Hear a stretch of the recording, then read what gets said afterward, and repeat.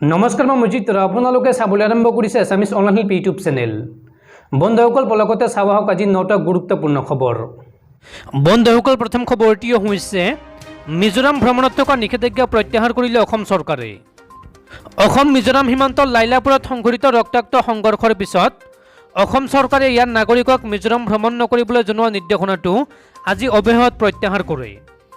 যোৱা 29 জুলাইত অসম চৰকাৰৰ গৃহ বিভাগে এক নিৰ্দেশনাৰ জৰিয়তে অসমৰ নাগৰিকক পৰিস্থিতি সুস্থিৰ নোহোৱা পৰ্যন্ত মিজোৰাম ভ্ৰমণ নকৰিবলৈ উপদেশ দিছিল।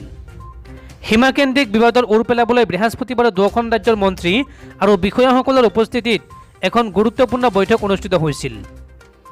এই বৈঠকত দুখন ৰাজ্য চৰকাৰে ইয়াৰ আৰক্ষী বা বন বিষয়াসকলক বিতৰ্কিত অঞ্চললৈ প্ৰেৰণ নকৰা আৰু সীমান্তত শান্তি বৰ্তাই ৰখাৰ সিদ্ধান্ত লয়।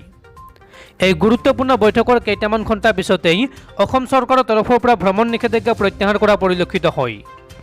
অসম চৰকাৰে মিজোৰাম ভ্ৰমণ নিষিদ্ধ কৰাৰ সিদ্ধান্ত সম্পৰ্কে সামাজিক মাধ্যমতো যথেষ্ট সমালোচনা হৈছিল। অৱশ্যে মিজোৰামে অসম ভ্ৰমণৰ ওপৰত কোনো নিষেধাজ্ঞা প্ৰদান কৰা নাছিল। স্মৰ্তব্য যে যোৱা 26 জুলাইত অসম মিজোৰাম সীমান্তত মিজো আৰক্ষীৰ নিৰ্বিচাৰ গুলীচালনাত 6 গৰাকীকৈ অসম আৰক্ষীৰ জোৱান শ্বহীদ হোৱাৰ লগতে অৰ্ধ শতাধিকৰো অধিক লোক আহত হোৱাৰ পিছৰ পৰা বৰাক উপত্যকাত উত্তেজনাময় পৰিৱেশে বিৰাজ কৰি আছে। তাৰ পিছৰ খবৰটি হৈছে মুখ্যমন্ত্ৰী হিমন্ত বিশ্ব শৰ্মাৰ কঠোৰ নিৰ্দেশ। এতিয়াৰ পৰা অনুমতি অবিহনে কোনোৱে মোৰ ফটো ব্যৱহাৰ কৰিব নোৱাৰিব।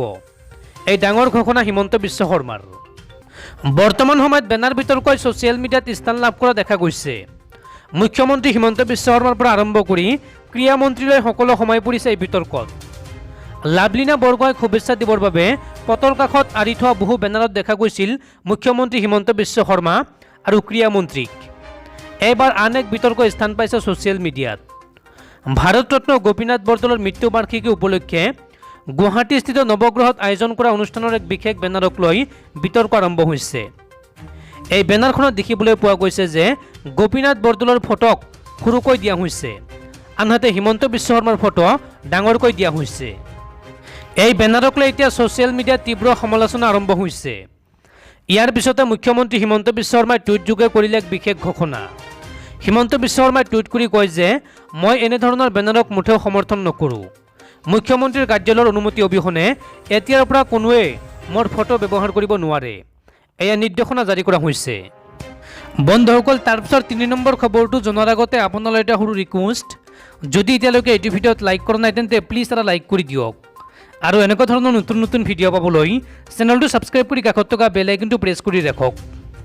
তাৰপিছৰ খবৰটিও হৈছে মাদ্ৰাছা টেট উত্তীৰ্ণসকলৰ বাবে বেয়া খবৰ। তেওঁলোকক আৰু ৰাজ্য চৰকাৰে নিযুক্তি নিদিয়ে। 20,000 মাদ্ৰাছা টেট উত্তীৰ্ণৰ বাবে বেয়া খবৰ। সাধাৰণ টেটত বিবেচনা কৰি তেওঁলোকক দিয়া নহয় শিক্ষক পদত নিযুক্তি। মাদ্ৰাছাসমূহৰ বাবেহে মাদ্ৰাছা টেট অনুষ্ঠিত কৰা হৈছিল। এতিয়া মাদ্ৰাছা নাই, গতিকে মাদ্ৰাছা টেট উত্তীৰ্ণসকলক নিযুক্তিৰ অৱকাশ নাই। বিধানসভাৰ সদনত এই কথা স্পষ্ট কৰিলে শিক্ষামন্ত্ৰী ৰণোজ পেগুৱে।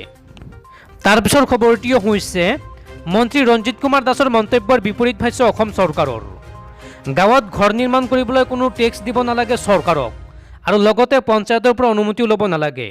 এই ক্ষেত্ৰত অসম চৰকাৰে কোনো ব্যৱস্থা গ্ৰহণ কৰা নাই। এক প্ৰেছ বিবৃতিত এই কথা স্পষ্ট কৰি দিলে অসম চৰকাৰে। অসম চৰকাৰে গ্ৰাম্য অঞ্চলত গৃহ নিৰ্মাণৰ ক্ষেত্ৰত পঞ্চায়তৰ অনুমতি লোৱা তথা কৰ বা মাচুল আৰোপৰ কোনো সিদ্ধান্ত লোৱা নাই। বৃহস্পতিবাৰে এক প্ৰেছ বিবৃতিৰ জৰিয়তে ৰাজ্য চৰকাৰে এই কথা স্পষ্ট কৰি দিছে।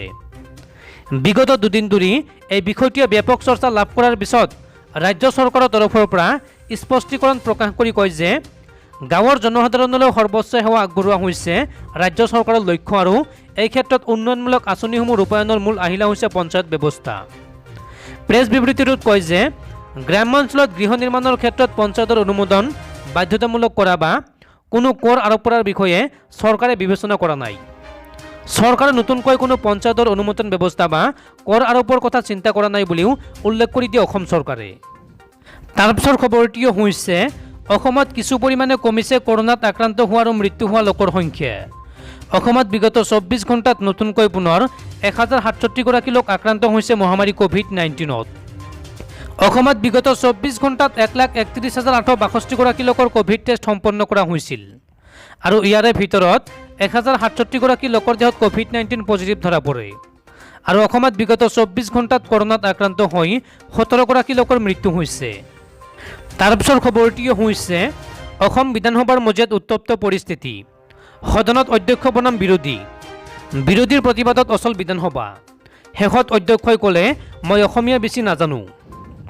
বৃহস্পতিবাৰে উত্তপ্ত হৈ পৰে অসম বিধানসভা, সদনত অধ্যক্ষৰ বিৰুদ্ধে তীব্ৰ প্ৰতিবাদ সাব্যস্ত কৰিলে বিৰোধী শিবিৰে।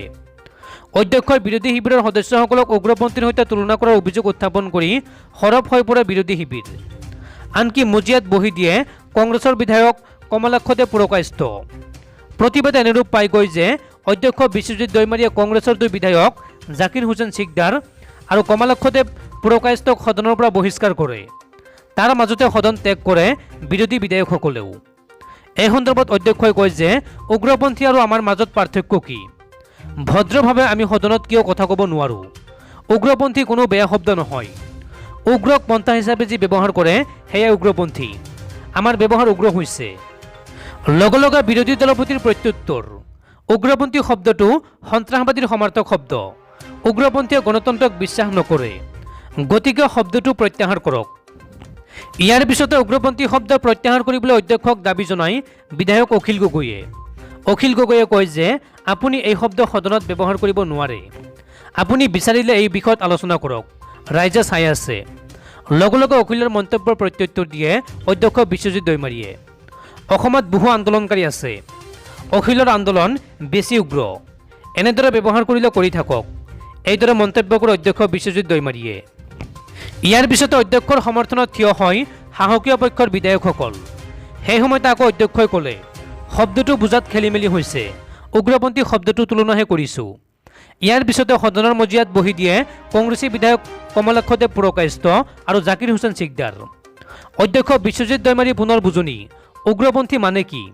আমি তামোল কাটিবলৈ নাপালে যদি দৰ্জাৰ ফাঁকত ভৰাই তামোল ফালোঁ তেন্তে সেয়া উগ্ৰবাদ, যদি কটাৰী নাপায় তামোল দলিয়াই পেলাই দিওঁ সেয়া সন্ত্ৰাসবাদ, কাৰণ দলিয়াই পেলাই দিলে কাৰ মূৰ ফালি তেজ ওলাই ঠিক নাই। এইবাৰ বিৰোধীক বুজাবলৈ থিয় হয় বিজেপি বিধায়ক জয়ন্ত মল্ল বৰুৱা। সেই সময়তে বিৰোধী দলপতি দেৱব্ৰত শইকীয়াৰ দাবী শব্দটোক লৈ ৰুলিং দিয়ক। উগ্ৰপন্থী কাক কয়, কিয় ব্যৱহাৰ কৰিব, তুলনা কৰিব, অসমত উগ্ৰপন্থী বুলিলে কি বুজায়, সেয়া আমি বিচাৰিছোঁ যে উগ্ৰপন্থী শব্দটো প্ৰত্যাহাৰ কৰক। এইবাৰ আসনৰ পৰা উঠি ৰকিবুল হুছেইনে কয় যে সদনত চোৰ মিছলীয়া শব্দই ক'ব নোৱাৰে, তাতে উগ্ৰপন্থী কিয় ব্যৱহাৰ কৰিব। বিনম্ৰভাৱে অনুৰোধ কৰিছোঁ যে সদন সুস্থভাৱে চলাবৰ বাবে উগ্ৰপন্থী শব্দটো উঠাই লওক। এইবাৰ অধ্যক্ষ বিশ্বজিৎ দৈমাৰীয়ে পুনৰ স্পষ্টীকৰণ দিয়ে, কথাবোৰ বুজোৱাত ভুল হৈছে, ট্ৰাইবেল মানুহ, শব্দটো বুজোৱাত খেলি মেলি হৈছে। মই বেছি শব্দ নাজানো, মই অসমীয়া বেছি নাজানো। মই ব্যক্তিগতভাৱে ভাবোঁ যে উগ্ৰপন্থী শব্দটো বেয়া নহয়। মই কৈছিলোঁ যে আমাৰ ব্যৱহাৰ উগ্ৰপন্থীতকৈ বেয়া বুলিহে কৈছিলোঁ, উগ্ৰপন্থী শব্দটো প্ৰত্যাহাৰ কৰিছোঁ। তাৰপিছৰ খবৰটিও হৈছে কংগ্ৰেছৰ বহু বিধায়কৰ শৰীৰটোহে কংগ্ৰেছত আছে, আত্মাটো মোৰ লগত আছে। এই মন্তব্য মুখ্যমন্ত্ৰী হিমন্ত বিশ্ব শৰ্মাৰ। বৃহস্পতিবাৰে কামৰূপ মহানগৰ জিলা প্ৰশাসনৰ উদ্যোগত নৱগ্ৰহ শ্মশানত আয়োজিত কৰ্মচাৰী দিৱস উদযাপন অনুষ্ঠানত অংশ লৈ মুখ্যমন্ত্ৰী ডক্টৰ হিমন্ত বিশ্ব শৰ্মাই কেতবোৰ গুৰুত্বপূৰ্ণ মন্তব্য আগবঢ়ায়। ভাৰতৰত্ন গোপীনাথ বৰদলৈৰ ৭১ সংখ্যক মৃত্যু দিৱস উপলক্ষে অনুষ্ঠিত এই অনুষ্ঠানৰ অন্তত সাংবাদিকে সোধা এক প্ৰশ্নৰ উত্তৰত মুখ্যমন্ত্ৰীগৰাকীয়ে কংগ্ৰেছৰ বহু বিধায়কৰ কেৱল শৰীৰটোহে কংগ্ৰেছত আছে আৰু আত্মাটো তেওঁৰ লগত থকা বুলি তাৎপৰ্যপূৰ্ণ মন্তব্য আগবঢ়ায়। নিৰ্বাচনত পৰাজয় হোৱাৰ শংকাতহে তেওঁলোক বিজেপিলৈ অহা নাই বুলি মুখ্যমন্ত্ৰী হিমন্ত বিশ্ব শৰ্মাই উল্লেখ কৰাৰ লগতে সংখ্যালঘু অঞ্চলতো মানুহে যদি বিজেপিক ভোট দিম বুলি কয় তেন্তে সেইসকল বিধায়কো বিজেপিলৈ আহিব বুলি মন্তব্য কৰে হিমন্ত বিশ্ব শৰ্মাই। উল্লেখযোগ্য যে ছ'চিয়েল মিডিয়াত অসম গৌৰৱ লাভলীনা বৰগোহাঁইক চাকৰি দিয়াৰ সন্দৰ্ভত চলি থকা বিভিন্ন কথাক লৈ প্ৰতিক্ৰিয়া ব্যক্ত কৰি মুখ্যমন্ত্ৰীগৰাকীয়ে খেলুৱৈগৰাকীক চৰকাৰে যিমানেই যি নিদিয়ক কিয় সেয়া তেওঁৰ অৱদানৰ তুলনাত কমহে হ'ব বুলি কয়। ধিং এক্সপ্ৰেছ হিমা দাসক বিভিন্নজনে কৰা সমালোচনাত তেওঁ দুখ প্ৰকাশেৰে অসম তথা দেশৰ নাম উজ্জ্বলাত হিমাৰ অৱদান বহুত বুলি কোৱাৰ উপৰিও খেলুৱৈক যথাযথ সংস্থাপন দিয়াটো চৰকাৰৰ কৰ্তব্য বুলি জনায়। এই ক্ষেত্ৰত মুখ্যমন্ত্ৰীগৰাকীয়ে PV সিন্ধু, মীৰাবাই চানুৰ প্ৰসংগ টানি আনি তেওঁলোকক নিজৰ নিজৰ চৰকাৰে উচ্চ পদত সংস্থাপন দিয়া বুলি কয়। তাৰ পিছৰ খবৰটিও হৈছে মন্ত্ৰীৰ পৰা মুখ্যমন্ত্ৰী হোৱালৈকে হিমন্ত বিশ্ব শৰ্মা সকলোতে ব্যৰ্থ, কোনো প্ৰতিশ্ৰুতিয়ে পালন কৰিব পৰা নাই। এই মন্তব্য অসম প্ৰদেশ কংগ্ৰেছ কমিটিৰ সভাপতি ভূপেন বৰাৰ। বৃহস্পতিবাৰে নগাঁও জিলাৰ ৰহাত উপস্থিত হৈ অসম প্ৰদেশ কংগ্ৰেছ কমিটিৰ নৱনিযুক্ত সভাপতি ভূপেন বৰা। সভাপতিগৰাকীয়ে ৰহালৈ আহি প্ৰথমে লোকপ্ৰিয় গোপীনাথ বৰদলৈৰ ৭১ সংখ্যক মৃত্যুতিথি উপলক্ষে ৰহাস্থিত গোপীনাথ বৰদলৈ সংগ্ৰহালয়ত উপস্থিত হৈ লোকপ্ৰিয়ৰ প্ৰতিমূৰ্তিত শ্ৰদ্ধাঞ্জলি জ্ঞাপন কৰে। ইয়াৰ পিছতে কংগ্ৰেছৰ নৱনিৰ্বাচিত সভাপতিগৰাকীয়ে নগাঁও জিলা কংগ্ৰেছ কমিটিৰ উদ্যোগত ৰহা ব্লক কংগ্ৰেছ আৰু কঠীয়াতলী ব্লক কংগ্ৰেছৰ সৌজন্যত ৰহাত অনুষ্ঠিত হোৱা এক দলীয় সভাত অংশগ্ৰহণ কৰে। প্ৰদেশ কংগ্ৰেছৰ সভাপতিগৰাকীয়ে মুখ্যমন্ত্ৰী ডক্টৰ হিমন্ত বিশ্ব শৰ্মাক খুৰদাৰ সমালোচনা কৰি কয় যে কেবিনেট মন্ত্ৰীৰ পৰা মুখ্যমন্ত্ৰী হোৱালৈকে হিমন্ত বিশ্ব শৰ্মা সকলোতে ব্যৰ্থ, কোনো প্ৰতিশ্ৰুতি পালন কৰিব নোৱাৰা বুলি হিমন্ত বিশ্ব শৰ্মাক সমালোচনা কৰি আগন্তুক উপনিৰ্বাচন কংগ্ৰেছৰ প্ৰত্যাহ্বান নহয় বুলি মন্তব্য কৰে ভূপেন বৰাই। এপিনে ৰূপজ্যোতি কুৰ্মীয়ে তিতাবৰ সমষ্টিৰ বিধায়কৰ বিজেপি গমন সন্দৰ্ভত কোৱা মন্তব্যৰ বিৰোধিতা কৰি ভূপেন বৰাই কয় যে ৰূপজ্যোতি কুৰ্মীৰ নিজৰ কথাৰে গুৰুত্ব নাই, তেওঁক মাকে সপোনত আহি কথা কোৱাৰ পিছতো কোনো গুৰুত্ব নাই, তেওঁৰ কথা আমি কি গুৰুত্ব দিম।